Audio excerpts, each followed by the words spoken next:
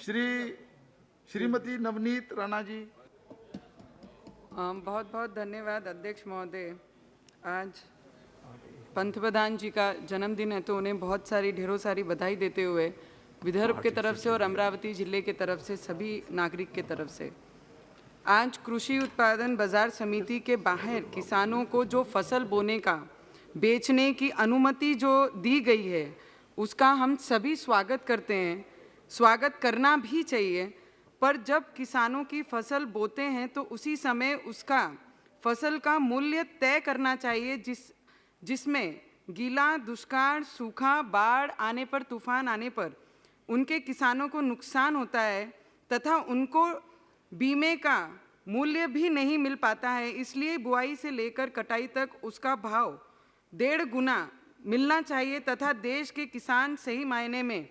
और मजबूत हो पाएंगे। और मैं मंत्री महोदय से और एक विनंती भी करती हूँ कि महाराष्ट्र में पंतप्रधान किसान सम्मान निधि योजना जो जिस तरीके से किसानों को 6,000 सालाना मिलते हैं, तो मैं आपसे मांग करूँगी कि जिस तरीके की नई शुरुआत किसानों के लिए पंतप्रधान जी ने पूरे देश में किसानों के लिए की है, तो 6,000 सालाना ना देते हुए आज उनका जन्मदिन है तो महाराष्ट्र की किसानों की तरफ से मैं मांग करूंगी कि उन्हें 12,000 रुपया सालाना दिया जाए। तो 6,000 से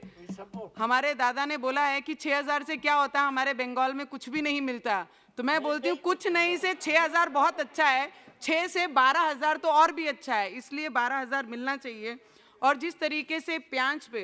अध्यक्ष महोदय हमारी दुखती रग है, ये हमारे महाराष्ट्र में किसान मतलब हमारी जान है, तो उसके विषय पे बात करने के लिए 1 मिनट ज़रूर है, इंडिपेंडेंट है तो 1 मिनट से ज़्यादा थोड़ा सा दे दीजिए। प्याज का जो एक्सपोर्ट जिस तरीके से बैन किया गया है कुछ दिनों से, तो मैं आपसे आग्रह करूंगी, विनंती करूंगी का इसे ओपन करते हुए अगर भाव प्याज का बड़ा है तो वो किसानों को डायरेक्टली फ़ायदा होगा। तो किसान को अगर फ़ायदा होता है तो ये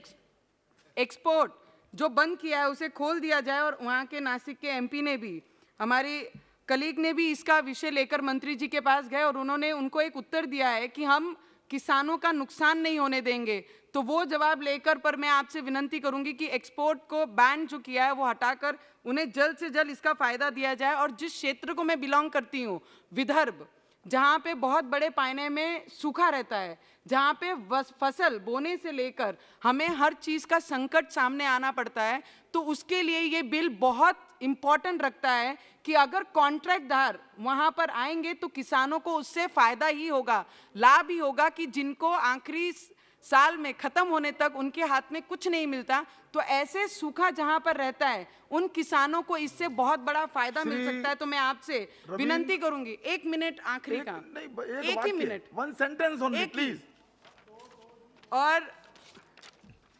महाराष्ट्र में महाबीज के माध्यम से किसानों को 90% बीज के खाद नकली दिए गए हैं, जिससे बहुत बड़े प्रमाण में हमारे महाराष्ट्र के किसानों को बहुत बड़ा नुकसान हुआ है। तो ऐसी कंपनियों पर, ऐसे लोगों पे इमीडिएट कार्रवाई की जाए, उसके लिए मैं आपसे विनंती करूंगी। और महाराष्ट्र की जो सरकार है, जो हमारे सीएम साहब हैं, गोंदिया, भंडारा, चंद्रपुर में जिस तरीके से बाढ़ आई है, उस क्षेत्र में हमारी महाराष्ट्र की सरकार वहां पर कमेटी शेतकरियों की भेजती नहीं है, पर केंद्र सरकार उसकी दखल लेती है और केंद्र से वहां पर कमेटी जाकर वो किसानों की विचार पूछ करती है। तो मुझे लगता है कि केंद्र का और मंत्री का हमने अभिनंदन कर